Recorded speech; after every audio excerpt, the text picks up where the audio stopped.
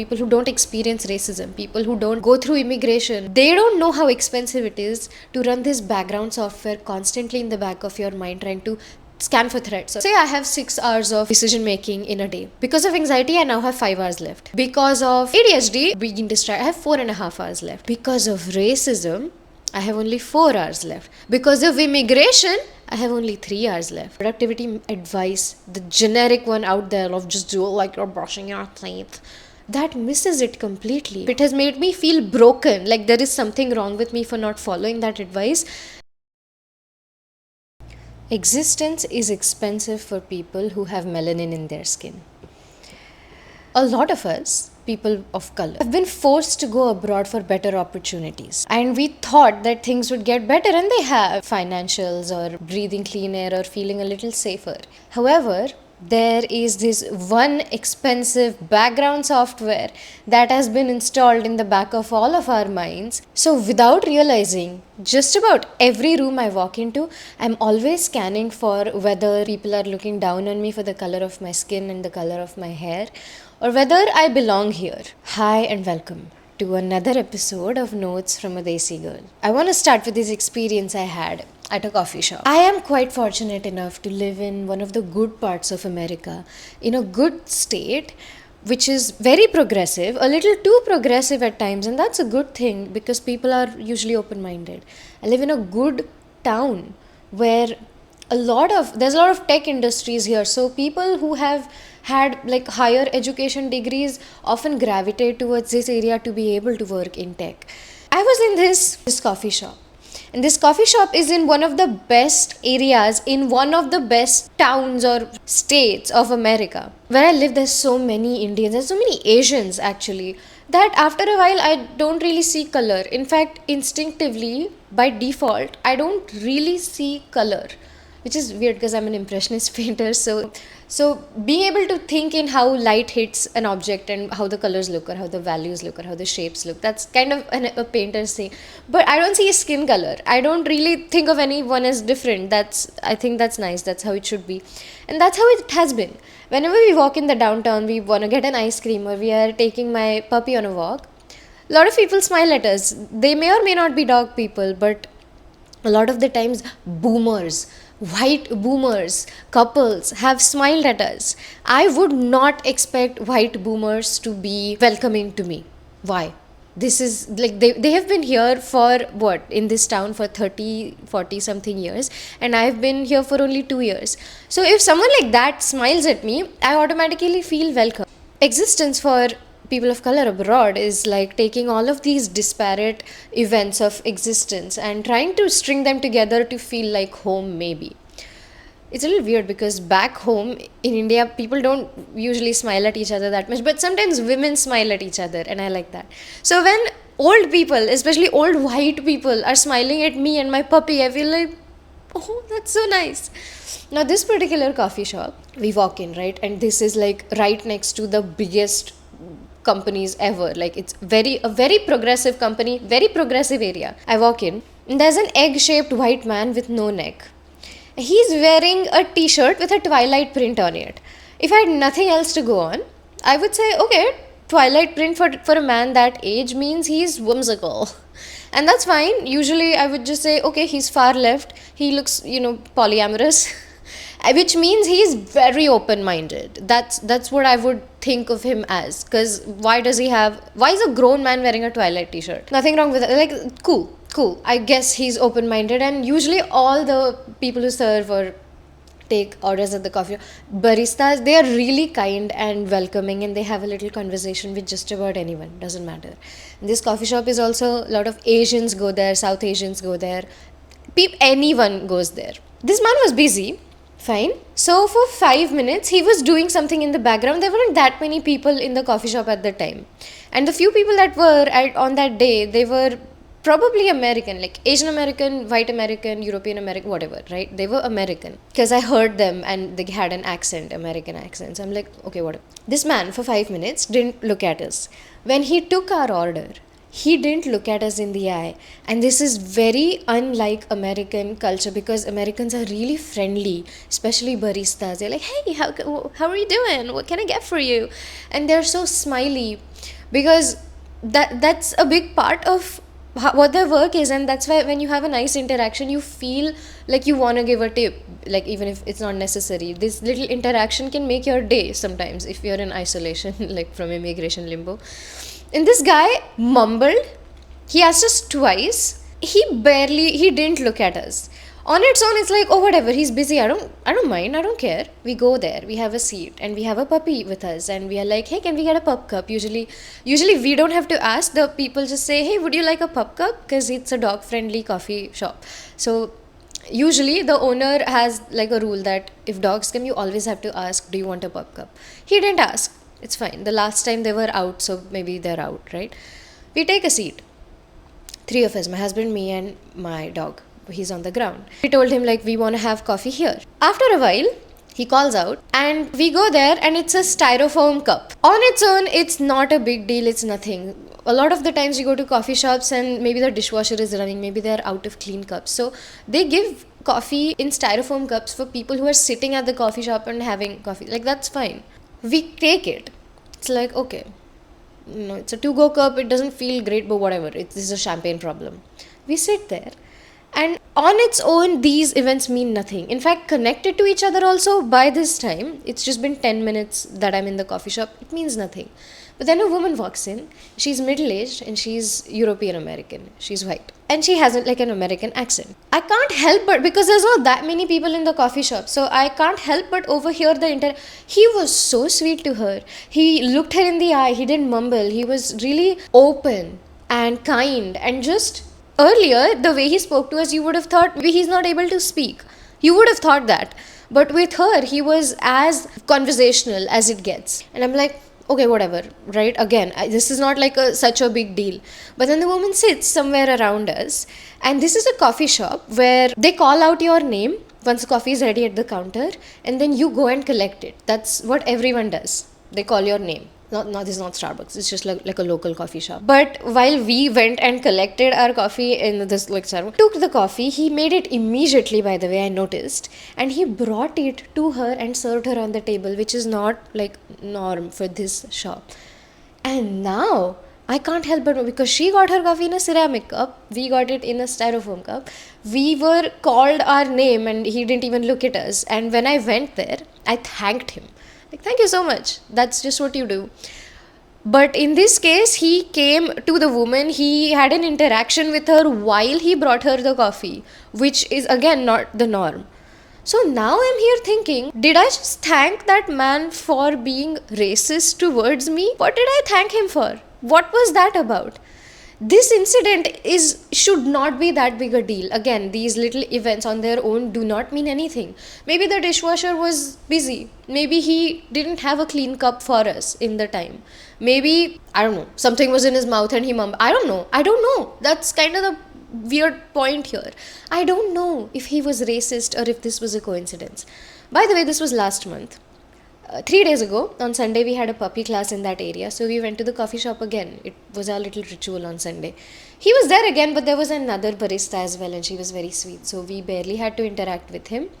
And this time, he did call out our name. I went there again, I thanked him, but he didn't look at me at all. Like, he's right in front of me, I thanked him. So this was not an isolated incident. Why are we still talking about this? Why in 2026, in one of the most progressive places on the planet, you could say, where there's a lot of Indians around, like Indians and brown skin is not that big a deal anymore. They're everywhere. They're abundant. Why is this still going on? You might think I'm crazy, maybe I'm overthinking this, but the thing is, I have experienced this so much in so many different places, particularly airports. They always, I lived in Belgium for 6.5 years, and one of the good things about living in Europe is that you can get a $20 flight to anywhere. After COVID, that thing changed and it was more $60, $70 or even $120 for like this basic as Ryanair flight, which was not good and had a lot of turbulence. But still, I tried to make it a point to save up as much money as I could from my job and try to just travel to meet people and to experience the world the way you do in Europe. I have experienced a lot of racism, and every single time I was on Brussels airport, every single goddamn time, whether I was traveling alone or whether I was with someone, a friend, they always made us like, you come here, the last lane, and they are going to check every inch of our body. They are going to unpack all of our suitcases, check in every little corner and crevice, and they just look at us differently. You know what? It's fine, whatever. It's the airport. Safety is of paramount importance. Do what you have to do. I'll cooperate fully. It's demeaning, but I'll cooperate because, again, this is the airport. These things happen a lot. And Belgium is a very racist country, as it turns out. I would say ballpark, right? I haven't done a statistical unbiased test on it. It's just one woman's experience. But ballpark, I would say 50% people there are racist. Not aggressively racist, and Belgians don't really talk to other people. They're very shy. And they pride themselves on that. If I say 50% people are racist, half of them are not very aggressive about it. They're just very ignorant.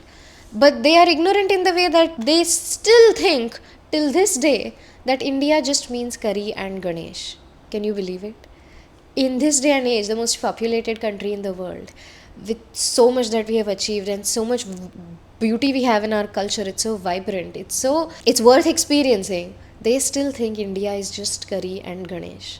And curry is not even a concept in India. That's the level of racism. And older people in Belgium, there were certain cafes that only older people hung out at. They would always look at me. Black hair, brown skin, what is she doing here? They would always look at me, and I just got used to it, because that level of racism is nothing compared to what I had experienced with Indian aunties and all the violence I experienced growing up at home. That was like a breeze. That was a $200 champagne problem I was no problem having. But that installed a software in my brain of scanning, like, hey, is this person cool? Like, can we have a regular conversation with this person, or are they racist? Because some people are very nice, some people are very open-minded. And again, today in America, people think America is racist. No. Americans are wildly less racist than Europeans as a whole. Europeans are extremely racist. It's just that Americans are very confident at talking, and if an American is in the room in a group full of Europeans, usually you'll hear the Americans because they're very loud. They're loud tourists. So just because you hear the American, it skews statistics and you feel like, oh, Americans are loud and American. They're not. Actually, Americans are, as a whole, if I had to, they're pretty cool. And people on the western coast, the ones that are usually more like educated and good people. Not entirely, of course, there's good and bad people everywhere. But people on the coastal, like, parts of America themselves say, like, the good parts of America are here. In the middle, you won't find, like, open-minded people, and that's not a representative of America. But Americans are far less racist than Europeans, and even today, somehow that software that got installed in my mind 8 years ago is what I have to use now, because it's the same software that's now running like a scan in the background. I don't know if this man was racist. I don't know if the coffee he gave to that woman just reminded him of his mom or his aunt. Maybe that's why he went so obviously to her to have a conversation with. But she was in our vicinity. Maybe he wanted to rub it in our face. Maybe he didn't. Maybe I'm overthinking. But the point is that I am thinking about this. A month later, because we went there again and I saw that man again. You don't forget an egg-shaped no-neck man like that with a Twilight t-shirt in his 30s. As a bird, like, you don't forget that. So I'm like, why am I still thinking of this? Why is existence so expensive already for people, but on top of that, for people of color, there is that racism part involved. Now, this is really gentle racism, you could say. Nothing bad happened, but it's still demeaning, and you feel like you are being watched, or just when you had started feeling like, oh, maybe I belong in this place because so many old people smile at me and they smile at my dog. Maybe they think of me as, oh yeah, she's just here. No worries. Now I feel like I'm an outlier. I don't feel like I can just exist in my skin normally in a coffee shop. Coffee shops are about belonging. A lot of us go there to forget the problems of our world, and we like to be around other people where each of us are just doing our thing. In just about any country where you can exist, and now even here in this very modern place, I feel like I can't just exist. I'm being watched, I'm being scrutinized. A last thing happened where they were out of pub cup, so I went there to ask him, hey, I just wanted to ask about that pub cup. And he's like, I'm so sorry, we're out. And I'm like, oh, but then he goes, but I can give you heavy weapon. He didn't. He had a very Valley Girl accent, like a little bit nasally, And he's like, I can give you heavy whipping cream. Is that good? Like, maybe that's good. That's all right, right? And I'm like, maybe if it's the same thing. Then I googled it quick after I took the. I don't know why. I was like, sure, a little bit. That might be nice. I gave him up like 2 sips only, and then I saw, and online it said, don't give them too much. It's not very good for them. It's very heavy fat. It's not a good idea. So now I'm thinking, did he even know what he was talking about, or did he just say that because he wanted us to make our pup sick by giving him too much in case we didn't know? What was that? Now I have trust issues. Imagine not being able to have a simple interaction with someone because your baseline is skewed so much from all the racism you've experienced. Why do we still care in 2026 if someone has melanin in their skin? Let them just be. And the weird part is, people like a tan. White people, not all, but a lot of the, like, those white people, the white people that boil underwear in the kettle in a hotel, those white people love a tan as long as it's on them. They don't love brown skin if it just comes naturally on a person, because that's just what they are. But if it's a tan, it's ornamental. You can scrub it off. And you're still white underneath it. That's what white people love. They love thick hair if it is extensions, not if it naturally comes on the head of a South Asian. They like thick eyebrows and long, thick eyelashes only if they apply it externally with mascara and something, because then you can take it off and underneath it you're still white.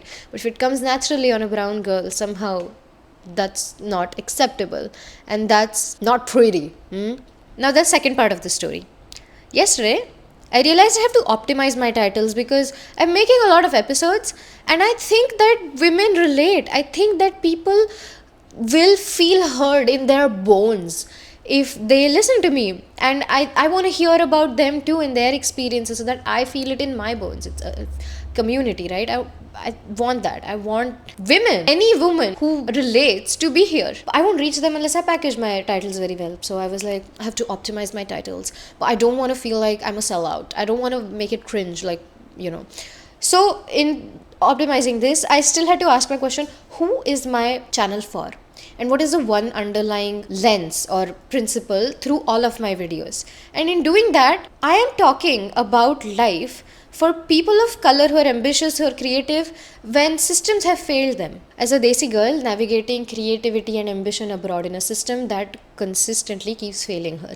And it's not just me, it's a lot of people. I'm representing like millions, I would say. I am doing this, sort of weighing it against the generic advice or stories that are being told by people out there that I don't relate to. Because people with a baseline of not that much anxiety, or people who don't experience racism, people who don't experience what it's like to go through immigration, they don't know how expensive it is to run this background software constantly in the back of your mind, trying to scan for threats or trying to scan for, oh, if this immigration thing happens by September, which is not entirely in my hands, then maybe I can go visit my sick parents in the middle of next year. It's entirely dependent on, the officer, or like whatever. White people will never understand that. I'm not this great contrarian, by the way. I'm not a devil's advocate. Some people in my family, this uncle of mine, Uncle Mogambo, I like to say, is a great contrarian. And every single time someone says something, he wants to contradict it just to sound smart and like, oh, well, we can have a debate or whatever. He's not a bad guy, I guess, at the end of the day, but he's a bully, and I don't want to be a devil's advocate. However, the more I talk about things, sometimes it keeps going back to productivity advice that is omnipresent on the internet that reaches me, but it's not specific enough for me. Productivity advice is so generic out there, like do this, do that, do that. While these are good fundamental concepts, it doesn't apply to brown people or people of color. You assume that I have time. You assume that I have access. I don't have access. I don't have a discipline problem like you might, actually. I don't have a problem with not having enough stress in my life to want to have ice baths to then develop a specific relationship with stress. I've already had enough stress that I have a relationship with it. What I need is access. What I need is permission to work and earn or start a business. I don't have that because there's melanin in my skin and the coordinates of my birth were wrong. People don't get that. The generic advice misses that. There's another thing to it. As I've been doing creative work and people like productivists just keep going and just structure a day like that, and it doesn't work for me, I realized humans have about 4 to 6 hours of cognitive output in a day, like real big decision making. How people say like, oh, just do it like you're brushing your teeth. That is the worst advice ever, because brushing your teeth doesn't require any cognitive mental load. The thing that you want to do, the thing that is your dream, requires cognitive mental load. So they are not the same. There is complexity in case 2 as opposed to case 1 where you're just brushing your teeth. You learned to brush your teeth when you were a kid. You don't remember what it was like. It was metabolically expensive when you were a kid, but you have since forgotten, to the point that now it's instinct. The thing that you are doing is not instinct. You have to learn it. You have to go through the uphill battle of making it instinct, that very expensive J curve of learning. And by the time it becomes instinct, then you can compare it to brushing your teeth, like, oh, just do it. Earlier, it's not. So it's bad advice for people who are starting out. It's terrible advice, actually. And while I'm doing that, I'm realizing 4 to 6 hours of cognitive load, mental load every day for someone who wants to do something creative. At work, we all know that we are not really working 12 to 15 hours a day. A lot of the times, you're just pretending to be busy. Because we have to, but that's also where our load is going. So by the time we come home, we don't have time to work on our dream. A lot of the times you're not broken for that. Anxious people, in my experience, have lesser cognitive bandwidth left or metabolic capacity left, because a bit of their system goes into scanning for threats that are not there, because we are running on an old hardware that does scan for threats. Anxiety or people with ADHD like me, we scan for other things too. That is metabolically expensive. So at the end of the day, I don't have that much capacity or bandwidth left to do my creative work. It's slightly reduced. So say I have 6 hours of real output decision making in a day. Because of anxiety, I now have 5 hours left. Because of ADHD or just being distracted, I have 4.5 hours left. Because of racism, I have only 4 hours left. Because of immigration, I have only 3 hours left. And those 3 hours are never just going to be used in doing the work that I want to do. Half of them going to chores, half of them going to, oh, I have to take care of because I have dependents, I have a family that I'm taking care of. It's not just me, and that's beautiful. So I want my energy to go into taking care of that, but at the end of the day, you don't have that much energy left. In terms of time, in terms of what your brain is capable of. Productivity advice, the generic one out there of just do it like you're brushing your teeth, that misses it completely, and it is pissed me off. It has made me feel broken, like there is something wrong with me for not following that advice. And as much as I wish I could just follow something that someone tells me, because I want a boss, I want someone to tell me what to do. I wish I was religious so I could just follow what someone else says and do collectively what people, millions or billions of people do in this world. Unfortunately, I'm not religious. Unfortunately, I haven't found faith yet. I haven't found something good enough to follow like that. I'm out here, one woman show, just doing everything myself, and it's so expensive. I wish someone was telling me what to do. But on top of that, being brown and experiencing these little tiny bits of racism every now and then fires up that software that has been installed long ago, and it's still running in the background. Which means if I just want to exist and do my thing and be creative, it's harder if I'm a woman of color. Oh, by the way, that cognitive thing I talked about, if you're a man, you're still fine. But if you're a woman, those 3 hours can turn into 2 hours, because 1 hour is constantly going into scanning for threats. Like, can I walk here? Is this safe? Is that guy that I see in the background, is he looking at me? Is he following me? And also, women are always aware of if there's someone behind us. Like, we have that vision. Where is that coming from? It is coming from our capacity to scan for things, to make decisions. That same energy that we would otherwise use to make something creative and beautiful is now going into scanning for threats on the street. Like, men, am I in trouble? Is something going to happen to me? So women have even less of a cognitive bandwidth at the end of the day, because of the system we live in, failing us so miserably every single day of our lives. If you add in people of color, if you add in racism in there, it becomes that much more expensive. Which is why I understand why there is a lack of brown girl voices out there, or just Asian voices out there. Not Asian Americans, who in my experience have a lot of opportunities, but Asians, people with the wrong passport, who don't have opportunities, who are trying to reach an audience like, hey girl, this is what it's like, this is the reality. These voices are not in abundance because of these little things that bring us down. Not to mention, whether or not this incident was racist is now an open loop, and open loops are metabolically expensive too. And if this keeps happening to you, and people like, I care a lot.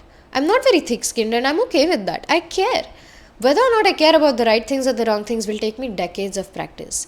Right now, I like to think I care about the good things. I care a little bit about the fact that this man was mean to my husband. He was like weird to my husband. He gave me something that might not have been a good idea to feed my pup. So now I'm invested, right? Now it's an open loop in my mind. But if this happens to us, and if someone is not at a great place in their life, it can shoot your confidence. And then building it right back from where it was shot is an uphill battle, and that is also metabolically expensive.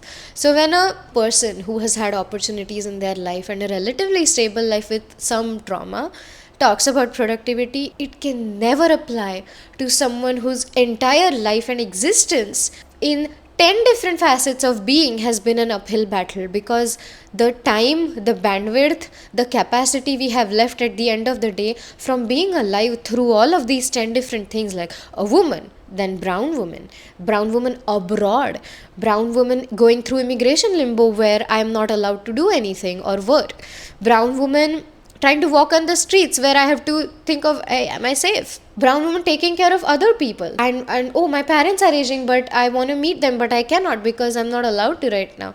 All of these things drain most of my energy in a day. These things that drain us, they are not accounted for. Productivity systems don't work for us. Stories being told don't resonate with us because they miss something that is so omnipresent for us that it's not for them. They don't have to think about it. The point of privilege is that you don't have to think about it, but we have to think about it. There is no solution to this, but talking about it, making sense of it is one way to it. It's not a solution, but it's just like, it makes it better in an infinitesimal way, like the tiniest bit of. I am different because I now realize that every room I walk into, I'm going to be scanning for threats. I wish there was a solution to it. I think it's 2026. I believe by 2045, it's just going to get worse. Because look at the direction the world is going in. It's going to get worse. I truly believe that. Isn't that heartbreaking? But that's what it does to you. 1 month later, I'm still here in my living room talking about this coffee shop story, this racist encounter in a coffee shop that I still don't know if it was racist. This is going to be an open loop for a while now. Of course, there are more important things in my life, and I have my beautiful pup who I love to take care of, and he's starting to show a personality. Sometimes when I give him water 10 seconds after he really needs it because it's dry and I'm getting a container to fill it, I fill it and he's like, how did you know that I needed water? And he looks up at me like, he's very thirsty, he's not drinking it, he's looking up at me for 5 seconds to express like, thank you. I don't know exactly if that's what he means, but I have decided that that's what he means. He's saying thank you, and then he goes and drinks the entire bowl because he's so thirsty. And I have these little things to look forward to. So good things happen. Good things will always happen to us. They are intertwined in the bad things, and I don't want to act like it's black or white. It's grey. I'm smack dab in the middle of the grey, and you will never hear me stop talking about this. So thanks for listening, and this is where I'll leave you. Bye.